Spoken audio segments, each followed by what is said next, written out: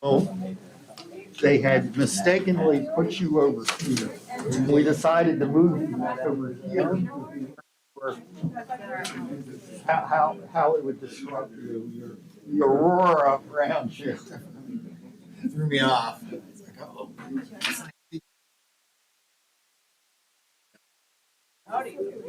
And there's food here for you too. There's food here for you. Oh, okay.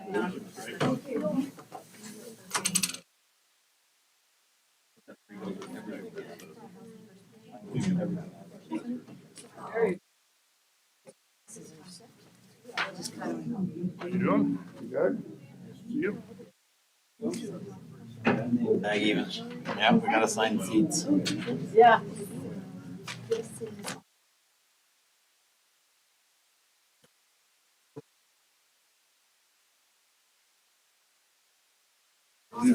Did Brad get to you? He's got a stack of stuff for you. I'll look at it. Something like that.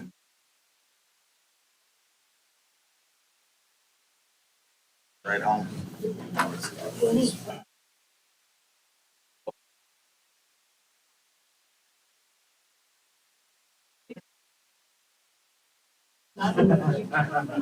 You can.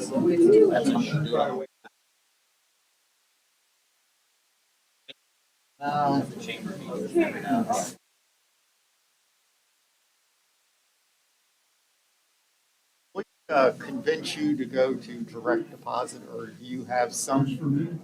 Okay. You do the ask. For paperwork. I'll have the document for you on next Monday. I don't know, I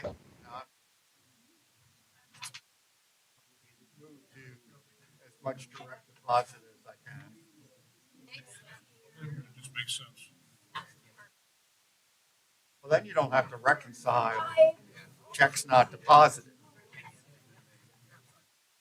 All those things anyways. Huh? I lose all those things anyways. So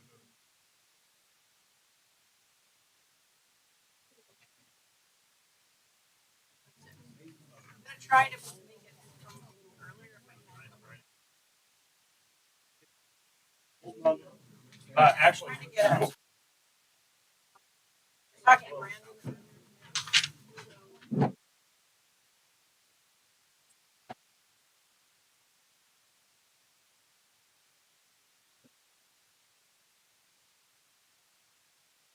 Gerald? What? I didn't want to sound. You good to see us, Alex?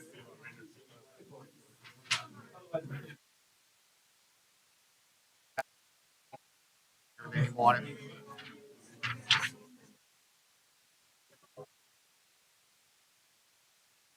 You guys remember my birthday, man? We've got you.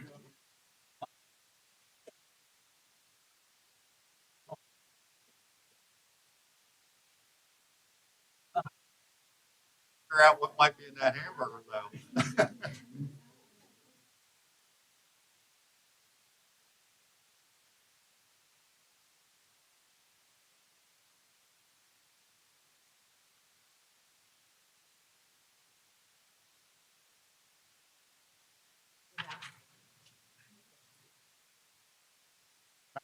There, Joy. Where do you want me?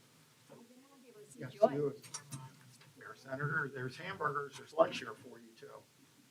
And this is. Hi. Councilmember Brown. Nice, Gerald nice Brown. to see you. I said hello to some of these guys coming in. Nice to see you. Nice to see you. I said hello to Adam. Not been done. Nice to see you.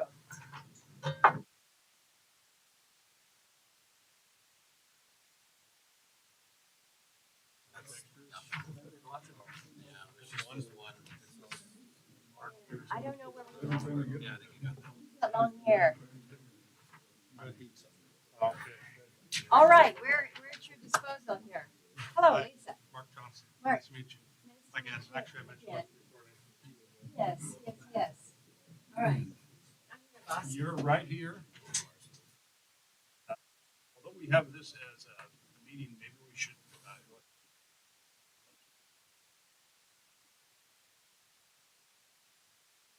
Lisa, what's that? So I'll look at lunch after. Okay.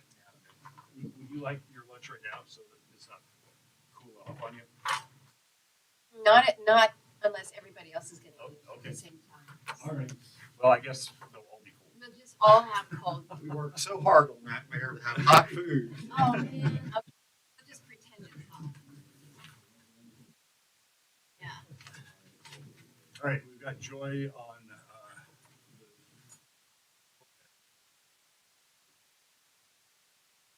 stuck on North Island, I believe. And the other party up there is moving to our finance director. Call the special meeting of the Nome Common Council for Monday, April 18th, 2022 to order. Time is 12:05. Hold the roll to establish a quorum. Councilmember Brown. Yeah. Councilmember Henderson. Councilmember Mark Johnson. Here. Councilmember Martinson. Here. Councilmember Topside. Manitunga.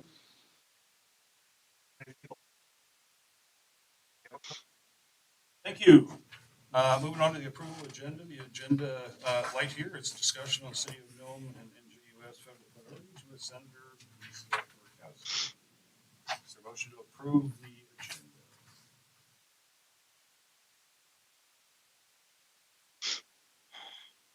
Johnson, Councilmember Mark Johnson. Roll call, please. Councilmember Henderson. Yes. Councilmember Doug Johnson. Councilmember Mark Johnson.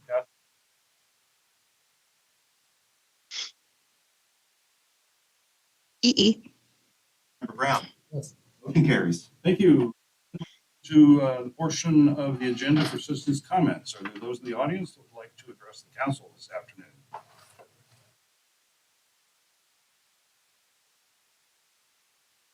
State your name for the record.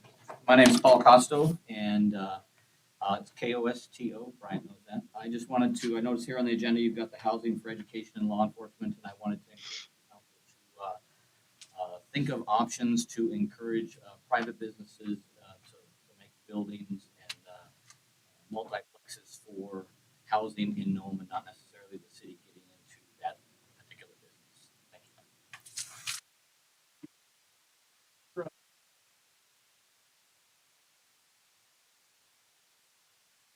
Schneider, Nome Community Center, and I just want to acknowledge Senator Murkowski's contribution towards our permanent supportive housing project. Looking forward to your appropriations funding. I think that was the springboard that we needed to raise the rest of the funding. And we're close to raising almost all of it, and so we provided a copy of the project and what it's going to look like, and we're looking forward to that within the next year and a half. Thank you so much. Or others?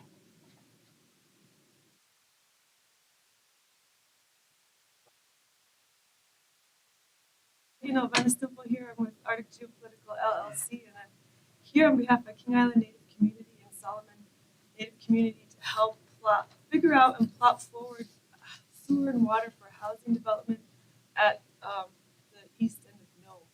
And I know there's a role for Bering Strait Data Corporation. There's a role for Nome Utility System, which begs the question for a larger idea I want the City Council to consider in the future is the creation of a Nome Development Corporation that would help facilitate these relationships with our 4 native corporations and 1 regional corporation, our 4 tribes, which, as you know, our tribes and our corporations have access to housing, water, sewer, and roads funding. So how we create an opportunity for investment in Nome to improve the lives of people that live here, that's something I want to put on your future agenda item. Thanks for the opportunity. Thank you, Megan. Mrs. Anders. Thank you. I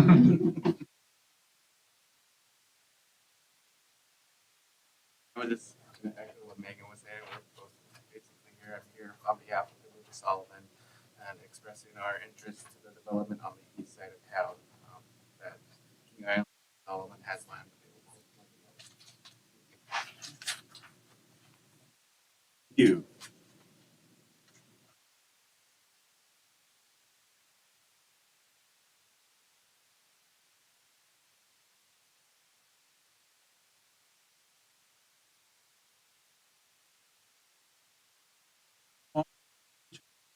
with the senator.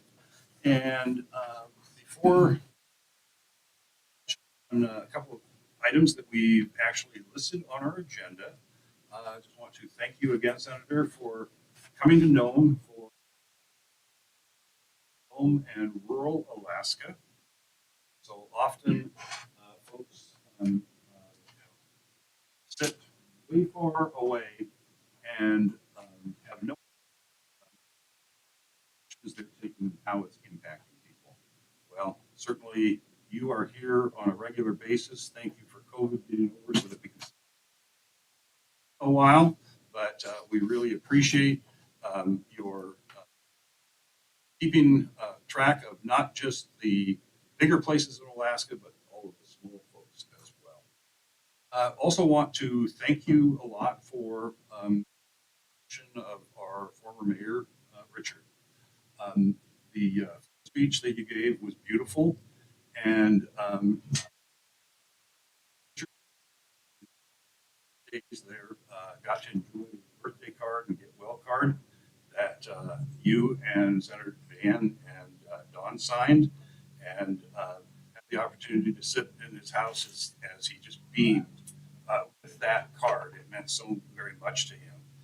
And Richard was probably the best cheerleader that we've had ever. We've had a lot of good ones along the way, but it certainly is appreciated that you recognized him and his contribution. Mayor, thank you. Chris, thank you to you for your leadership, to the council for what you provide here within not only the community of Nome, but more broadly. In all that you do at your respective roles. In regards to the comments about it's always so formal to call him that.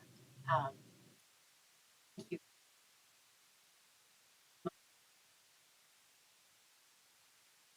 And smile to him in his final. You're right. He was Nome's number one cheerleader when it came to the core expansion project. He was the number one cheerleader when it came to all things Iditarod, but he was really a proud community. This adopted community loved him back. So I fortunate that at that last zip his coat up. I felt like he was a little kid zipping his coat up to keep him warm, but he is well remembered, and acknowledging that it certainly brings a smile back to me. I can't think of can't think of Nome without thinking about Hello Central. Exactly. And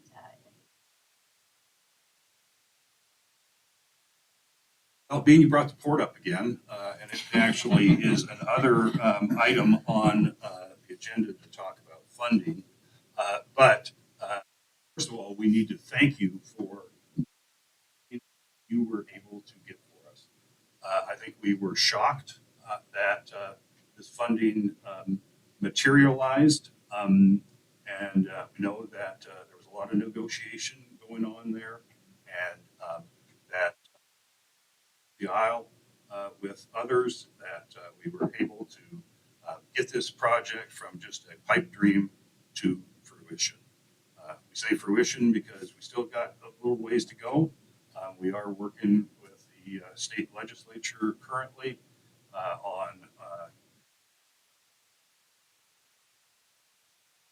everything is still fluid in the whole, we still feel confident that the legislature is not going to have your efforts wasted and have that money go elsewhere, and that they too see the benefits to not just our region, but to the state and the nation by the development of ports further north in Alaska. The,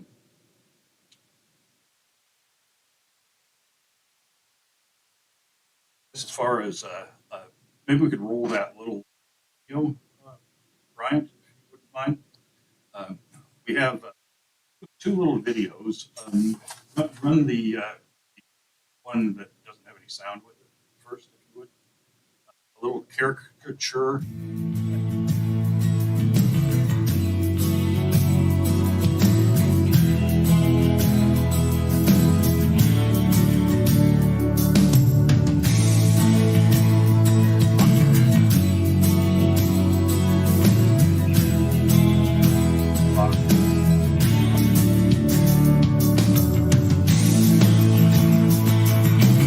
We were right there.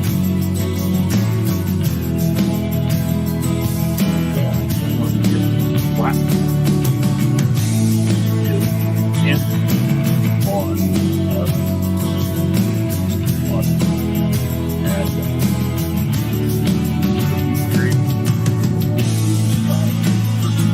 and that's it. And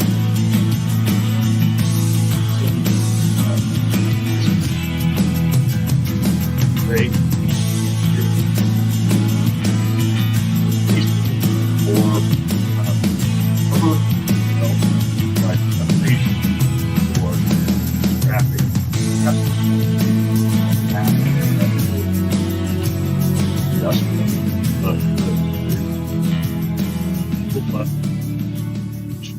There was actually where it is existing, and we did show you where it would be expanded and moved further to the east.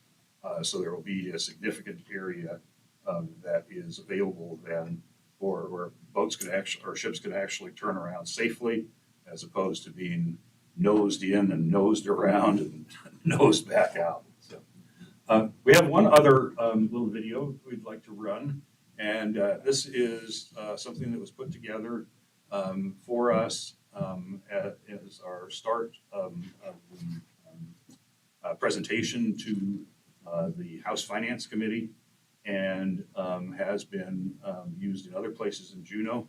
As I said, we're still working that angle, and hope some good news on that front in the short run. I think this was just a cool little video that shows kind of where we started and where we are. Navigating the Arctic region is now a reality, not only with icebreakers, but also during the summer ice-free seasons, with commercial and pleasure ships. This region is now being referred to as the emerging Arctic, and there is intense interest and competition in this region of the world. In short, the Arctic has become an area of great political, economic, and ecological interest. So why Nome? In 2012, Alaska DOT and the Corps of Engineers studied 13 potential locations for an Arctic deep draft port, selecting Nome as the optimal location. After 10 years of intense work, the Corps' Chiefs Report was signed in May 2020, moving the Arctic deep draft port in Nome forward. But it has not all been smooth sailing. The Corps paused the project in 2015 after Shell announced it was pulling out of the Arctic. The project could no longer meet the Corps' cost-benefit analysis requirements. Immediately, Alaska's federal delegation collaborated to include specific authority in another program within the Corps, remote and subsistence harbors. This allowed the project to be evaluated for its regional, subsistence, and statewide benefits, along with its strategic Arctic presence. The regional and statewide benefits of this port are significant. This project serves as a vital regional hub for many surrounding rural communities. As Arctic traffic continues to increase, so will Alaska's importance as the only U.S. Arctic state. In January 2022, Congress appropriated $250 million through the Remote and Subsistence Harbor Program. This program requires a local sponsor to provide $83 million in match funds, in addition to $92 million for local sponsor project build-out. This is a significant amount, and the Corps is ready today to sign a construction contract, pause the project once again. Nome is seeking additional funding through DoD to offset the match requirements. However, Nome must show they have the matching funds in hand to secure the $250 million in remote and subsistence funding. As former Mayor Richard Beneville stated, "Build it and they will come." Well, folks, they are here.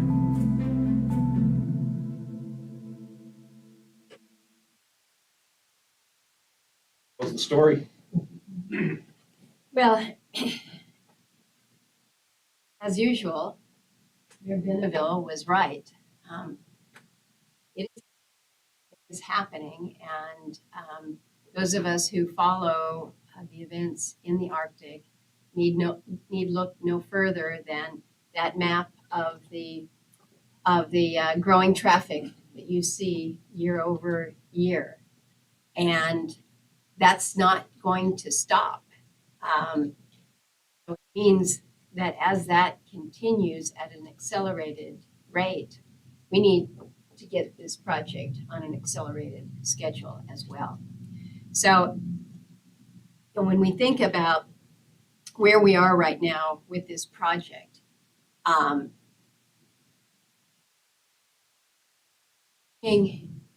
is really everything. Had we not been able to get the infrastructure bill enacted and those funds starting on the move, we situation unfortunately where we get 25 million here, 35 million there, and it just takes a long time. So the fact that with this infrastructure bill, the Corps was able to move out and direct 250 million to the Port of Nome was pretty great news. And it was wonderful to be able to call you. I didn't want to wake him up. I got the news like at 8 o'clock. It's 4 a.m. In Alaska. And I'm like, what time do I? Anytime for that kind of news. But I didn't want you to think that something horrible happened. Those phone calls in the middle of the night. But that was important. And as much as I worked to build that infrastructure bill in the Senate to make sure that we had these pieces in play, I think it is only fair to remind you all that what we were able to build in the Senate, what we were able to get across the finish line there, lots of good things can happen in one body, but if they don't also happen in the other body, nothing happens. And the congressman for all Alaska looked at this, and there was a lot of politics that was going on the House side. We were able to keep it to a dull roar in the Senate and just kind of move with blinders on as a bipartisan group of members who said, we're not going to deal with these political headwinds. Those headwinds hit Congressman Young really hard. And when I talked to him, he says, of course I'm going to vote for it, Lisa. It's good. It's good for Alaska.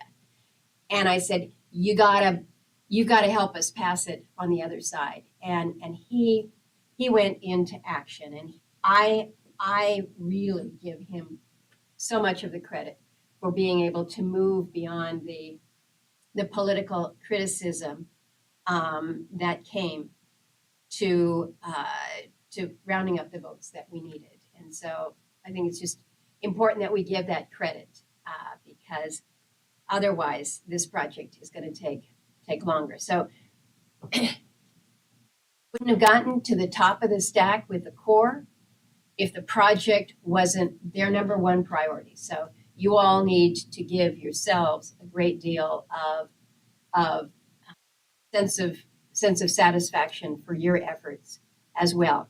This is a project whose time has come. Not only are you seeing it, but Washington, D.C. has seen it, and of course, the world is seeing it. They're looking at what is happening in the Arctic, and they're wondering, particularly at a time like we're facing now, when we're not exactly on good terms with the Russians, and if somebody's coming down through the Bering Strait there, I think most of us would rather stay on the US side than the Russian side. But right now, where do you go? Where do you go? Where's your safe port in a storm? Where do you resupply? Where would you offload? We're talking about the waste facility.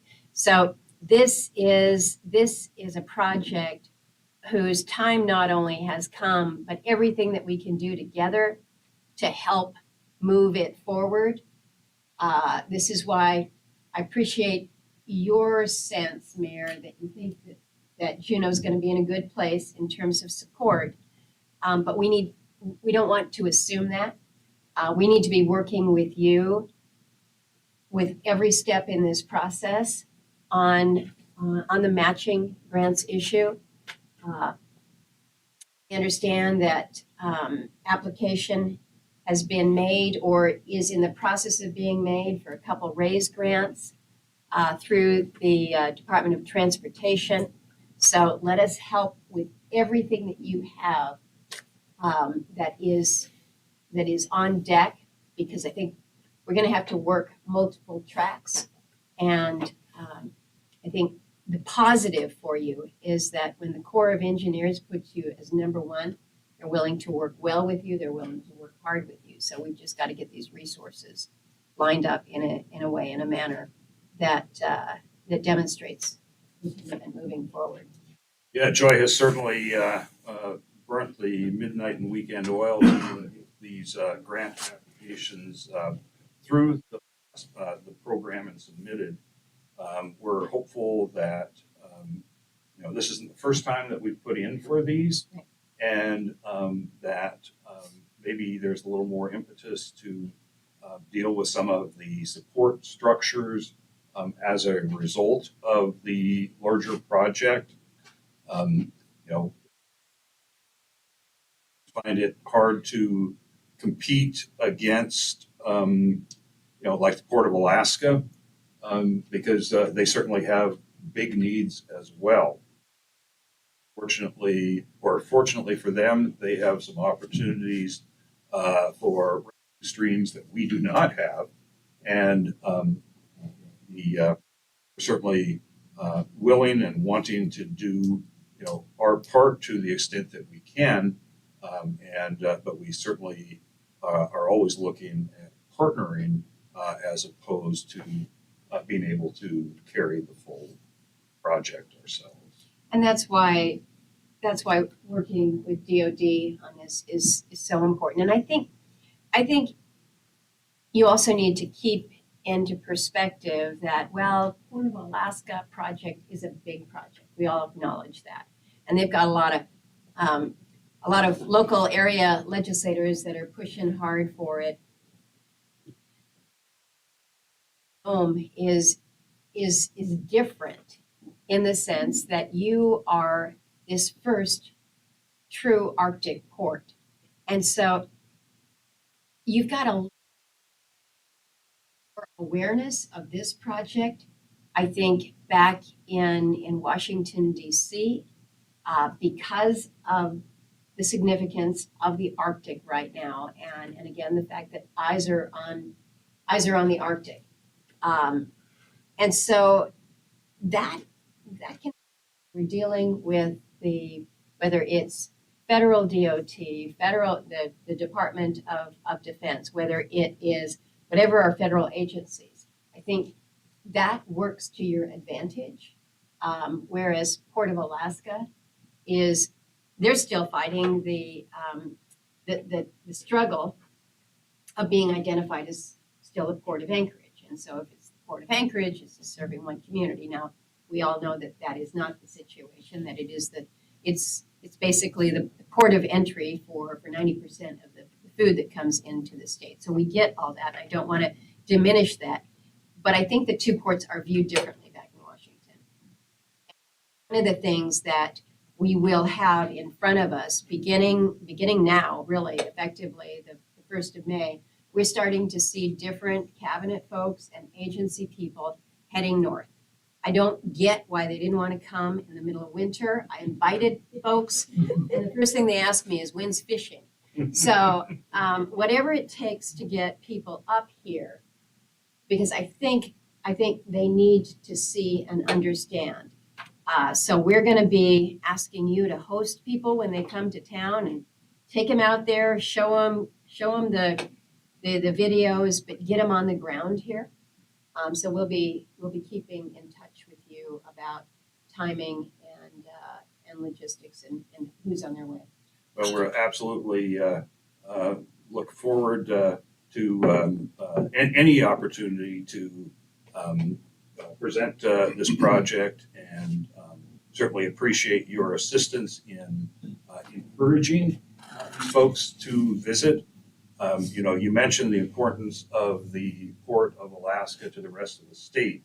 Well, I mean, we feel the same way about the Port of Nome to the Seward Peninsula and other villages along our coastline. We're a little microcosm, of the bigger activity within the state of Alaska, and the Anchorage Port of Alaska certainly is important, but let them. We're not going to go quietly and let them overshadow us. And I do think, again, the distinction that you hold as the Arctic port, and again, your proximity to Russia right now. What is happening in Ukraine is awful, awful every single day, and it seems to be just getting worse. But it has raised a level of attention. Again, back in Washington, most certainly within the Department of Defense, about our readiness. And we're not talking about, how we're going to stack warships up there. But what has happened is a growing consciousness of this exposure that you have, which is our western coastline. And we can move ships in, but if you don't have a port, deep water port, you're limiting yourself. And so, again, you don't want to suggest that that the reason to move on this is because of the war in Ukraine right now. But I will tell you, it is causing people to look again at where our vulnerabilities are. And right now, we've got a real vulnerability with this coast, with the fact that your closest deep water port is down in Unalaska Dutch Harbor.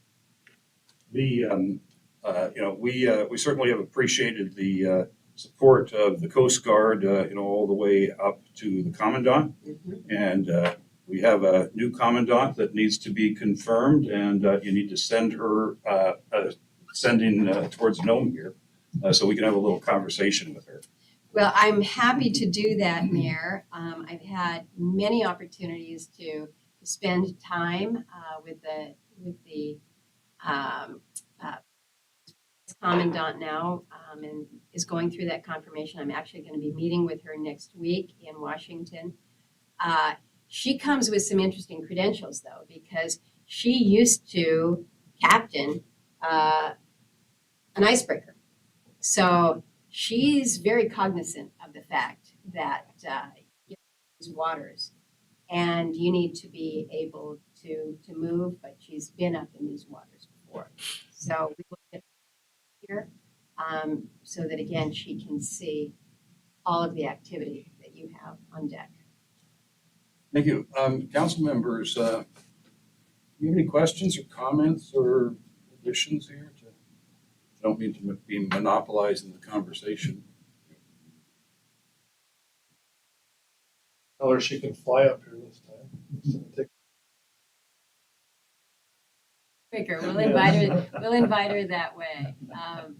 But it is timely because, again, I think it's next week that I have her in front of us. She will be the first female commandant of the United States Coast Guard, and she's got good Alaska credentials, having been up in these waters a fair amount. So that helps us. Yep, we're looking forward to that, and to her, and I think we already have a few inroads with her that we certainly will take advantage of. So,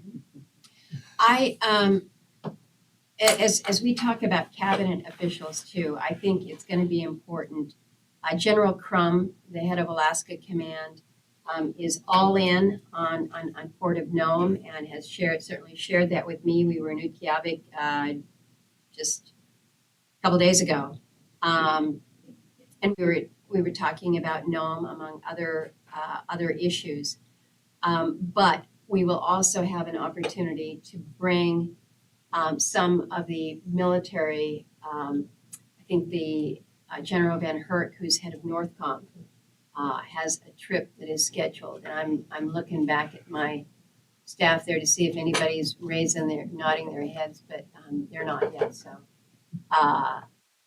getting those folks up again, eyes on. Everybody can look at the beautiful PowerPoints, but I think it really helps to visualize it here, and particularly some of our northern commanders. I guess I'm just thinking about these raise grants, and I'm not sure when they actually will be awarded, and the process, but I'm sure the secretary has something to do with it. Yes. And we certainly would invite somebody from that level to visit. I think DOT is somebody that certainly locally on the statewide level we work very closely with, but DOT on the federal level with airports and highways, and the fact that we needed an extension to our runway here to support some of the military activity potentially that can be in the area as a result of the expanded port. I guess if you get an opportunity to invite the secretary to come to Nome or bring him here, that'd be great. Well, again, we have an opportunity, Senator Sullivan and I, when we do the confirmations, to get commitments from them to come to Alaska. And so he has given us that commitment. Again, he was one that wanted to make sure that it was summertime, and I'm okay with that. I'm okay. So we will encourage that. One of the others that we have invited up is kind of the overseer of all the infrastructure programs. This is Mitch Landrieu from Louisiana, former governor there. He also, I think Secretary Buttigieg probably has more to offer in terms of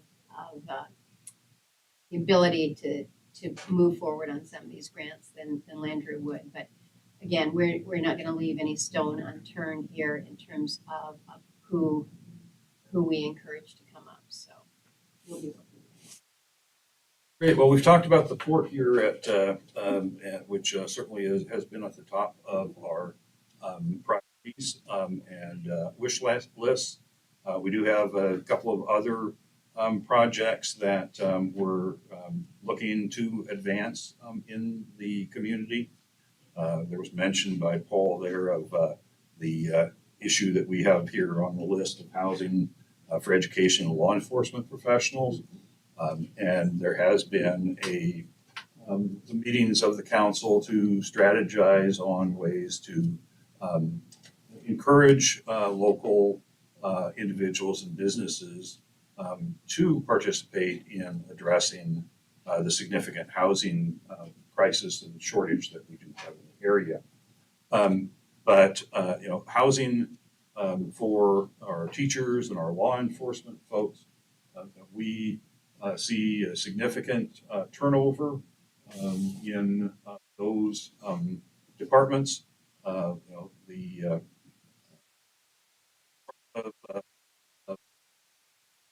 what goes on with teachers, unfortunately, is that they're sometimes, I guess, financially undervalued, if I can put it that way, and they simply can't be, afford to be paying, significant rents on salaries as a beginning teacher, and having opportunities for the housing of these professionals and to try to encourage them to stay in Alaska. Certainly the changes that the state has made to the retirement system is another deterrent. And we're hoping that some of those issues will be addressed as well. But the city has worked with AHFC and received a design grant for a multi-unit facility. We haven't done that, although COVID has and inflation has, basically priced it out of existence at this point in time. And it still is a major need. And if you become aware of any place where we might be able to put together a package partnership, with any federal agency, we grateful to get any of those leads. So with the AHFC proposal, is that dormant then? Because I'm assuming when it comes to teacher housing or law enforcement personnel, do any units that are made available by the school district? Yes, there is an apartment building that way back when it was William E. Belt's regional vocational school. Yeah. There was teacher housing Right. that was associated with it. The city loaned money to the school district several years ago to do some upkeep to the building and to lengthen its life. But 14 units is not enough, and the deal with the AHFC, we had been looking, I think, at an 18 facility where, predominantly this was something that was driven by the school district, but, enforcement, we've been working to rebuild the trust with the community in the enforcement arena and have strides in and increased financial as well as oversight commitments in that regard. But to send somebody through the academy, through training, and have them leave in a year, it's a pretty expensive proposition for a short period of time. And certainly housing does play a role in that. And so the city did look at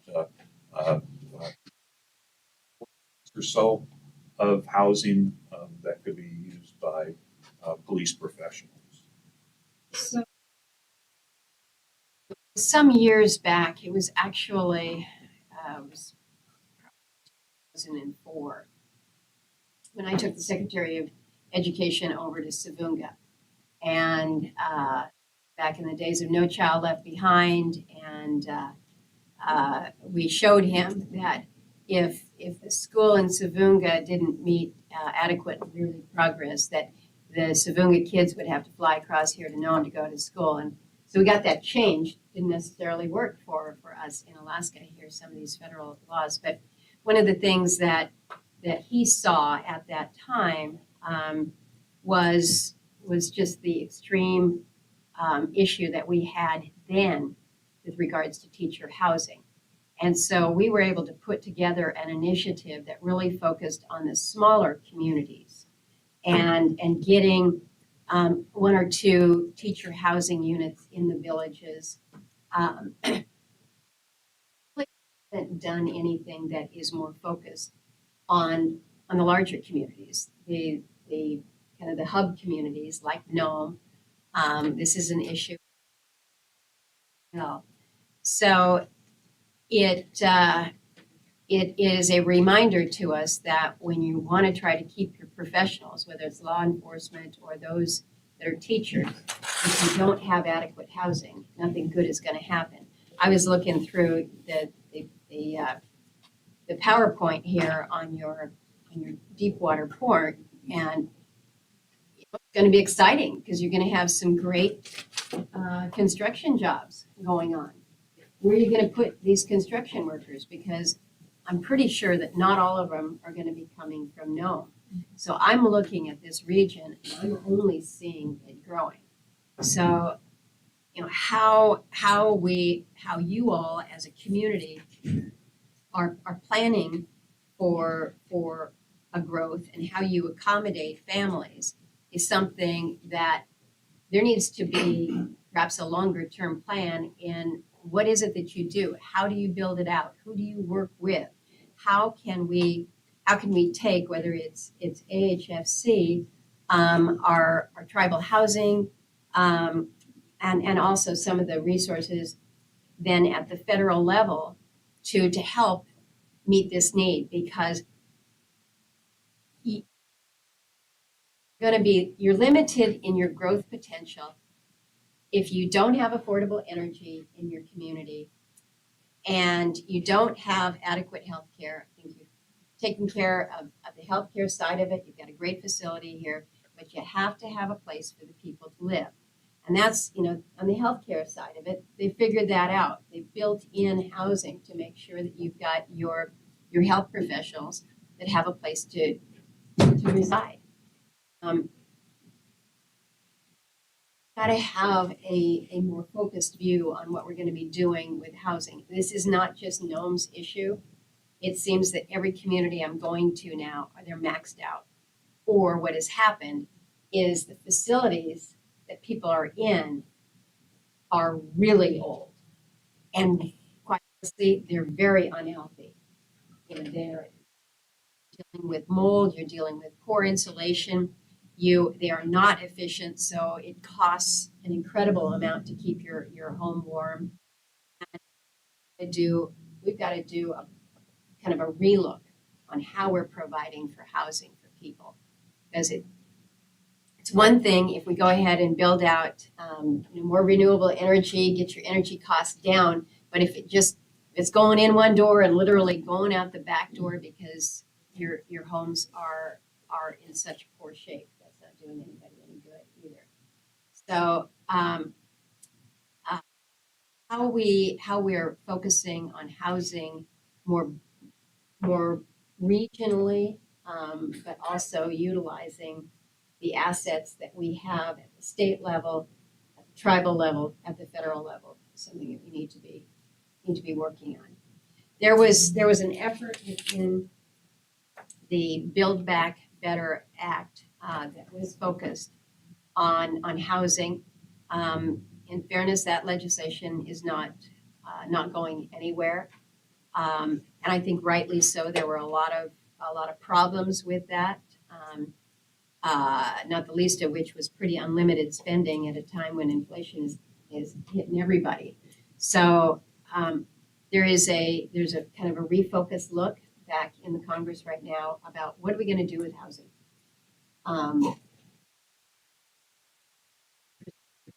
So many parts of America need to rebuild their old stocks, and in many parts of places like Alaska, we got to build it for the first time.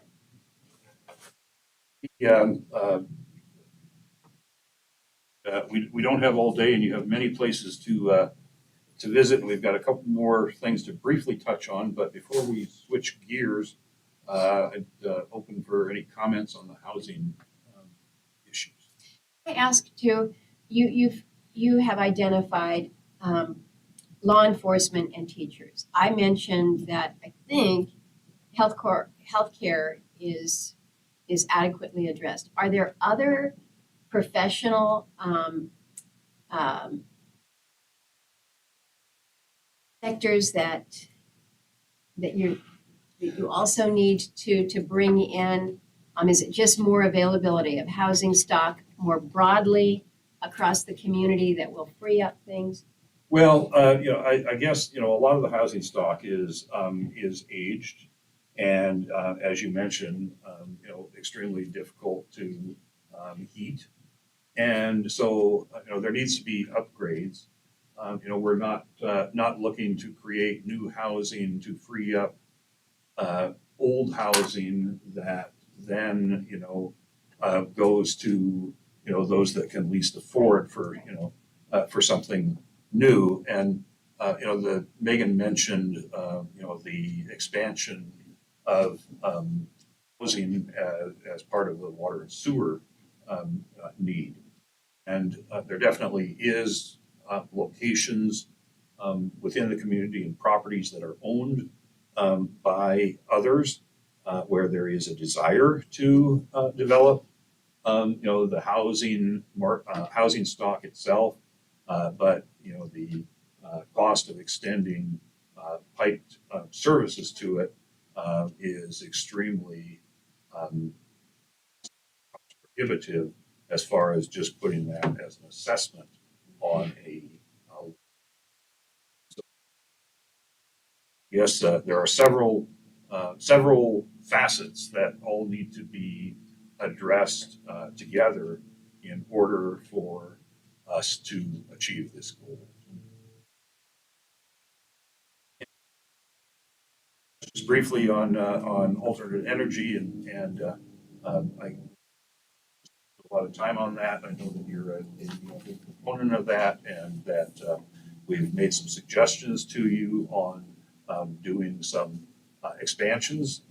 The Native corporations put up our initial wind farm in the area, which was a great building block, and then additional community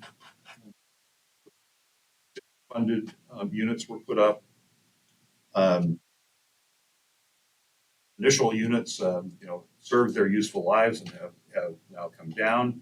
And instead of just 7% of our power coming from renewables as it is today, we're interested in looking at the opportunities where we can get that up 20, 30, maybe even 40%. And at times, not be able to run diesel generators and, cut 40% of our fuel use out. As I mentioned to you, we're looking at least $1 a gallon more for fuel this year than we were last year, and there's a whole lot of wind in our area that could be harnessed, but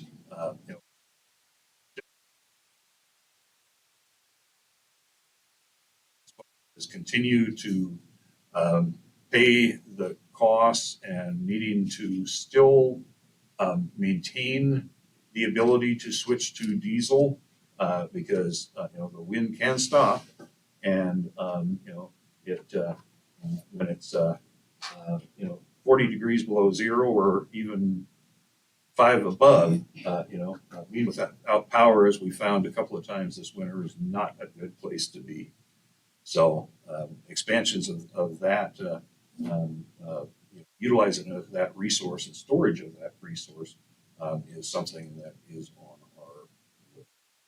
So may I ask if there is still any consideration about the Pilgrim Hot Springs project and being able to utilize that geothermal source?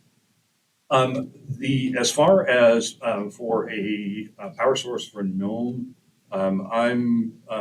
there is nothing currently going on with that. There was extensive research that was done, and the city utility actually entered into a power purchase agreement a few years ago with the anticipation that would become a source for us.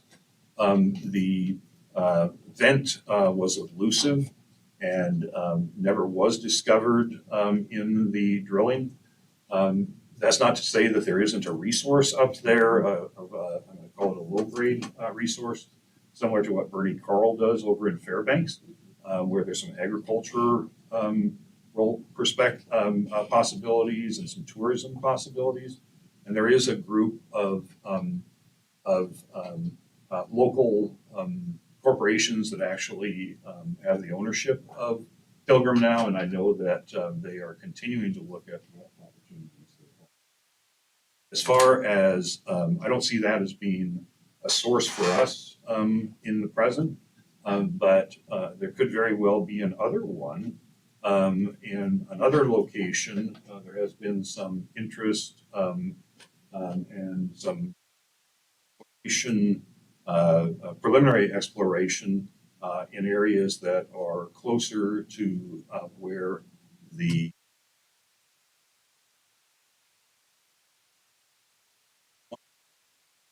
development possibly could be. And so we're certainly interested in continuing to monitor and look at the opportunities. You know, it's the development of the actual generation is one thing. You know, getting the power to, you know, the power line to it is another deal. But you know, if there's a high enough grade resource out there, then power lines are built every day. Certainly have the wind potential, and if we can make some additional progress on the battery storage, I think that gives you much greater capacity and flexibility. But these are exactly the types of projects that we're seeing more and more communities, whether it's working through the federal DOE grants and with the state AEA, making sure that we're utilizing the local resource. And I think there's going to be even more pressure. We're seeing prices that are already very high, and the fear is that they will only continue to increase. And the most vulnerable are then in a really challenged spot when you cannot afford to keep yourself warm. And so I think we've got some good opportunities. There's actually a Department of Energy symposium, I guess, on the 23rd of May in Anchorage. You may or may not have got information about the symposium. But I think what we're trying to do is it's another good example of how we can bring people up from the outside to really look at the assets that you have here. Work with us to figure out how we're best able to access. When I think about what the community of Kodiak has done, and granted they have significant hydropower resource, but between their hydro and their wind and what they've done with battery storage, you know, they're 98, 99% diesel free. They are almost a 100% renewably powered community. And this is a community that, you know, during the wintertime, the population's small. During the summertime, they've got all these processors. They need that energy resource, and they're able to flex up and flex down. So we're proving it out in Alaska with our smaller grid systems. And so everybody's looking to where can we do the next great demonstration? Why shouldn't Nome be the next great demonstration? So.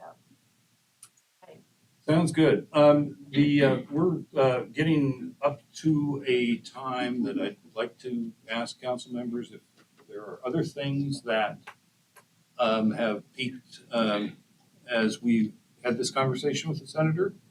If you'd like to put any of that forward, great.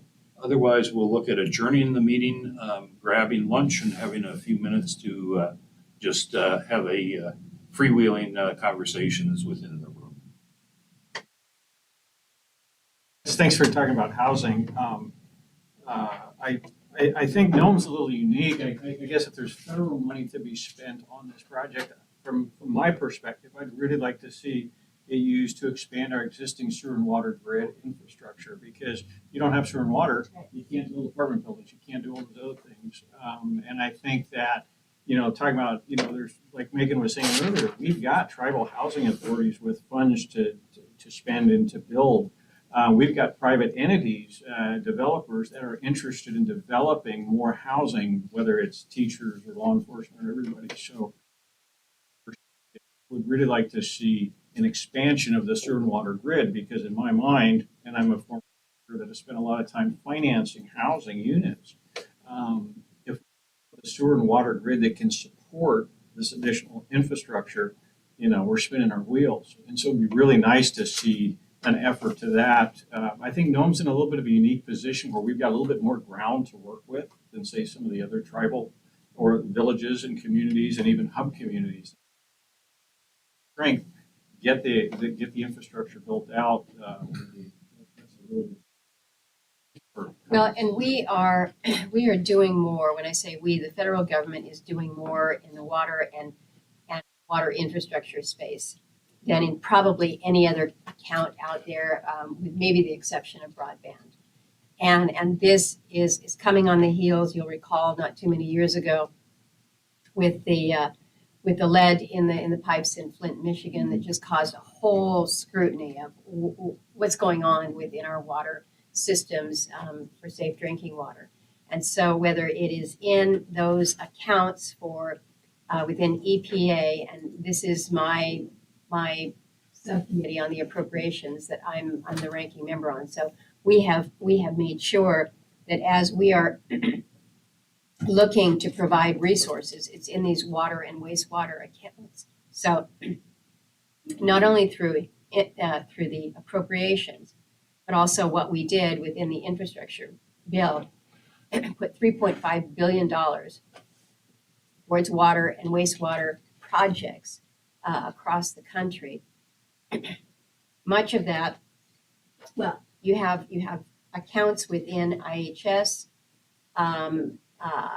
for water and sanitation systems, but then also within the clean drinking water revolving funds. So there is a push.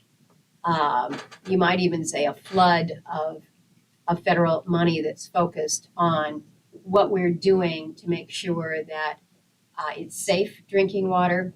We're putting in sanitation systems where they have not been before, but also recognizing that you've got communities that are limited. If you're not able to build out and I don't build out your system, so I don't know if within your community plan you have subdivisions or development projects that are all but waiting for that next step. I know in North Pole, where they're very focused on trying to build up to meet the expansion of airmen that will be coming into the interior with the additional Air Force assets.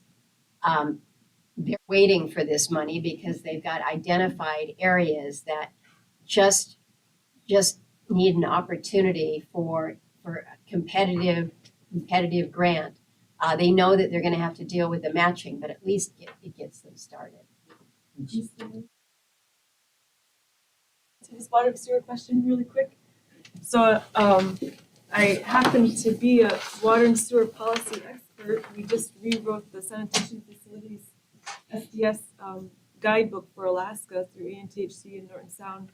And the challenge that Nome will face, given what you just shared, Scott, is to access the IHS funds of $3.5 billion. You have to have a home built within a year. So the IHS has to know that those homes will go up within a year if they're going to invest their water and sewer.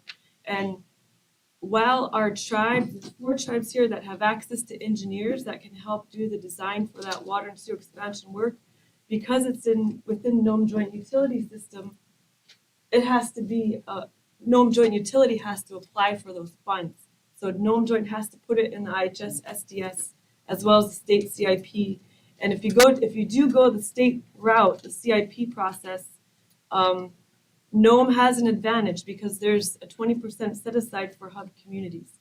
So there's an advantage there, but you have to have a best practice score above 60, I believe, and I think our score is 40, but I may need to be corrected upon that. And so the planning process is complex, and that's some of the policy implications that are helpful, I think, for you to understand is if we're going to access those money, it has to be carefully planned out, and we're just not that organized yet. And I think.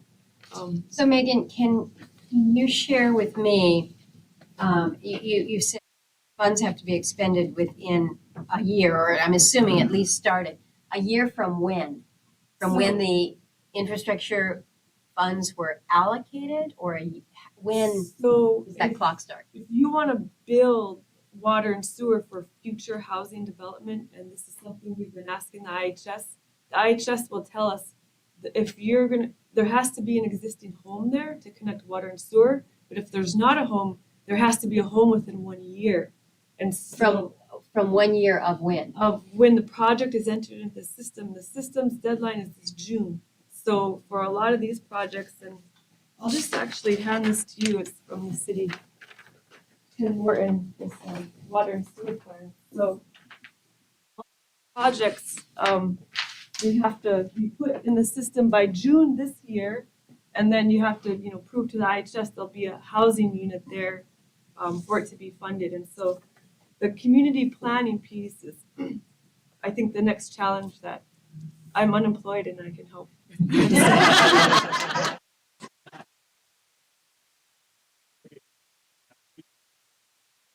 Some more, Senator. Let's get back to closing out the council meeting here. It was Councilmember Martinson. I don't have any comments. Coming up here. Crazy. Build, in order to build out, you have to have something on the property that it's not even probably technically possible. You can't get your materials up here The in a year. materials here, you can't get the construction project itself isn't gonna make the. You're putting houses on it, there needs to be a change in policy. I appreciate you raising that, Doug, because one of the things that we learned really quickly when we were moving CARES Act money out very quickly, we learned a lot about what we thought we had included in the bill, and it wasn't translated that way. And a specific example was the PPP monies. And we found out that it really didn't work for seasonal workers. It didn't work at all for fishermen. And so we had to go back to Treasury and say, hey, this was our intent here. You need to either let us know that you're able to rework this, or we're gonna have to change the law. And so we spent a lot of time just kind of bird dogging all of this stuff after we had heard from folks back home. So Megan, I really appreciate you educating me in terms of the timeline on this, because it may just be that we've got to go back to IHS and say, you can't get materials up to build a home. Maybe not even to prepare the lot if it requires some heavy equipment that isn't here. So Is coordination between private and.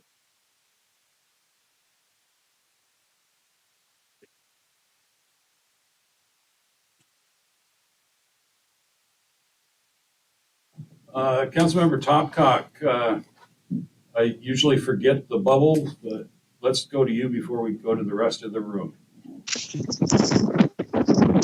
Yeah, and Martin is here, so I'm out at the airport. So I apologize if there's a lot of wind. Just grateful for the senator being here. I think I will see you at Bering Sea Women's Group later this afternoon. And I just wanted to highlight too that connected with housing, I think houselessness is a huge issue in our community, as is substance use, and finding ways to integrate services to ensure that people are properly taken care of, that they have roofs over their heads, and the services, especially that are culturally appropriate within our region, is a huge issue to me as well. But I'll just leave it there, since I think they're shepherding us onto the plane here in a second. So thank you, Koyana. All right. Thank you, Thank you. Councilmember Topcock, for hanging in there with us, and safe travels. Councilmember Johnson. So I do recall and appreciate, I think it's maybe 6 years ago when you traveled to St. Lawrence Island or up in this area, and you brought a real focus to the housing shortage that's here, and you did ask what other housing we need aside from professionals, and as you're well aware, we're under, we have housing in rural Alaska, and if there's ways that we can incentivize private industry along with the housing authorities, because the housing authorities get their funds. They have so much crew and so much season to work with, and they build what they can in a short amount of time. And if we get more people that are involved in that from private industry, possibly I think that would help. And then secondly, I'd like to thank you for reaching across the aisle. I know you get a lot of flack from different folks for doing that, but as you know, Alaska is a lot of, whether you're part of a party or not, we're a lot of independent people to benefit Alaska and benefit the country by. Thank you. We just try to get the work done. Yes. And you know what? I need everybody because we got stuff that we got to do here. You know, one of the impressions from that trip out to St. Lawrence Island was to realize that there had not been a new home built in 12 years. And the need that we saw, the Indian Affairs Committee, when we held that field hearing out there, they are still talking about that trip. So it's one thing to shine the light on it. It's another thing to actually galvanize it into action. And I think to the point that you made, Councilmember Johnson, just getting the materials here, the length of time, and then by the time things get here, with transportation costs being what they are, we know firsthand the challenge. So got to have these public-private partnerships in order to really make things work. It's a challenge for us, but we got to do it. You got to do it, or you're going to have your communities. You're going to have people leaving the villages and coming to the regional hubs. But if there's no place here, then you end up with needs like in Nome Community Centers Housing First Grant. You know what we're trying. Building homelessness shelters is not the answer. It really is about putting. Councilmember Brown.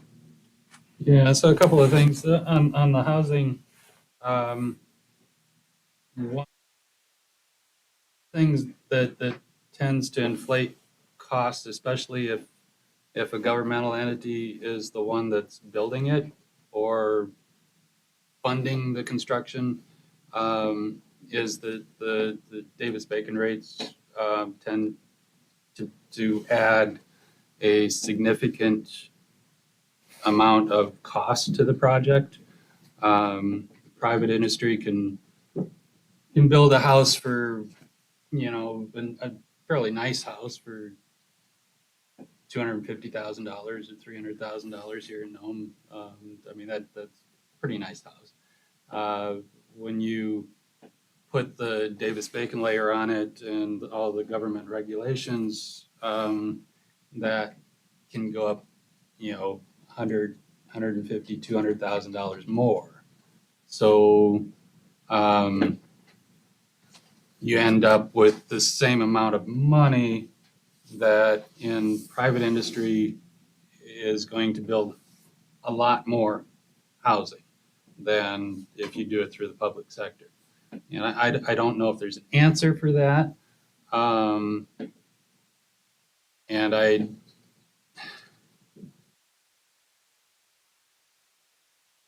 so anyway, that's a really big cost. And I used to work for Bering Straits Native Corporation as their vice president in charge of the regional operations.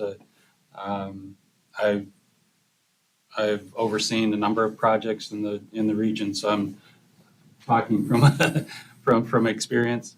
The other thing I wanted to mention, a number of years ago, I don't know, 10, 15 years ago, the city, we looked at a number of different options for providing energy for the city.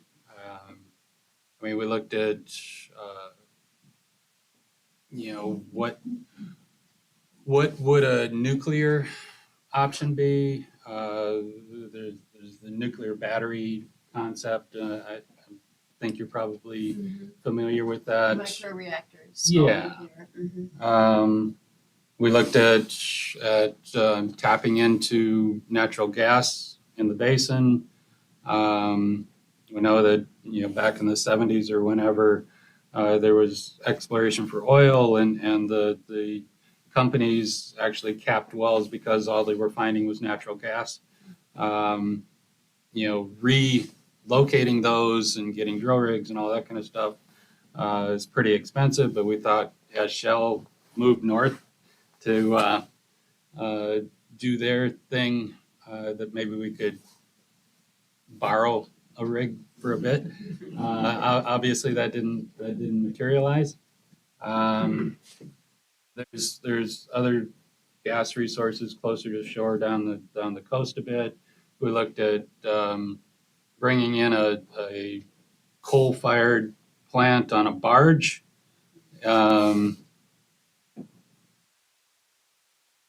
That has some environmental issues, obviously.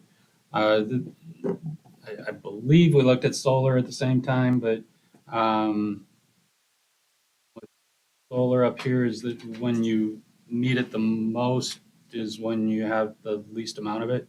Our best months for solar up here are March, April, May, and then again a little bit in the fall. We get a big boost off of the sea ice because you get the reflection off the ice as well as the direct sunlight.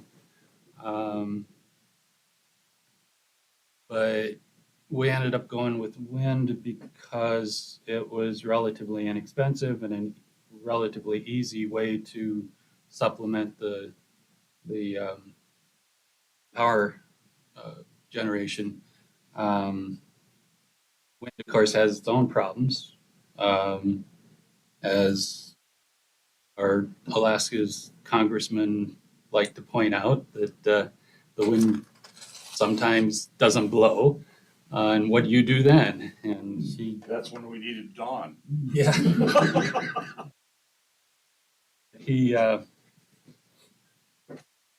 generated his own, right? But yeah, he told me once that every time I've been to Nome, those windmills are just sitting motionless, and I don't know what you're doing. But yeah, I think this proposal, and of course we have to get the land permissions from Bering Straits and Sinnasak to do anything out of Cape Nome, but I think that's a pretty good project. But I had heard, and this is long, and I'm sorry for the long-windedness, but I heard there's been some recent progress on the micro reactor front for nuclear. Is that something that city maybe should take another look at? So, when we talk about clean energy, obviously nuclear and the scalable is clean. It's not your big nuclear 3 Mile Island type of a facility. It's really very, very different technology, and yet you have people equate it, which is not a fair comparison, not fair from a fuel perspective, not fair from a business perspective at all. Yes, there has been headway. Eielson will host the first micro reactor, small modular reactor, on a military installation. They are looking to have that installed within the next probably 18 months to 2 years. And it's kind of the first of its kind, if you will. Through our national labs, they have been working to protect it. And then on the private side, there have been great advancements. One of the ones that we've been watching pretty carefully just got a little bit of pushback from the federal, from the Nuclear Regulatory Commission, and so it's maybe not as far along as we had hoped, but it is coming. And so your direct question as to whether or not Nome should look at these, I'm encouraging the state to look first at what are your natural assets around you. How can you capitalize on that? Because that's here. And whether it's wind combined with a little bit of solar, how you use battery storage, the advancements that we're seeing there. Some people will have greater opportunity for biofuels, some will have geothermal, some will have tidal or wave, run of river. So how we build our own microgrids around this state is something that is happening, and it's happening because of necessity. Because when people are paying half of their income practically to keep the lights on and to stay warm, it's just not feasible. You don't have sustainability within your communities. So the push is driven by the need to reduce our costs. So the state of Alaska is making steps to remove the barriers. We actually had in place a law that would have precluded small modular in the state. And so the legislature is working to remove that as a barrier. But I think there is application around our state for micro reactors. Again, they're scalable. It's almost like Legos, depending on how much power you need, how many units you bring in. It's almost like a Connex type of a build out. And so, it might be that it doesn't work in Nome, but it could work, for instance, in a mine site area around here that is not connected to Nome power, that could allow for greater economic opportunities that can then help benefit your region so that you can work to reduce your energy costs. So I think the applications are absolutely worth looking into. And I am encouraging Alaskans in communities and resource development everywhere from the North Slope, again, out to remote mine sites, that this might be the way to beat the cost and the emissions of diesel. There are other alternatives. Well, thank you, Senator. It's been a pleasure to have you in Nome once again, and Thanks for the nice weather. we look forward to many more visits in the future. And sorry that we had just a whole bunch of stuff that we saved up, just waiting, itching. So with that, I'm going to adjourn this meeting and give a couple of minutes to eat. And if there are others in the audience that wanted to chit chat just a little bit, let's let Senator eat, but I think she has a We can little eat bit of and talk. time We can eat to, and talk. to take a couple of questions, and then here in about 10 minutes, we're going to have to get on. All, ladies and gentlemen, thank you, Joy, for being on with us, and sorry I didn't let you say anything. No worries. Just listening. Hello, Senator. You guys have a good evening. Afternoon. Okay. Thanks. Bye. I gotta say hi for mom and dad. Oh, okay. Yeah,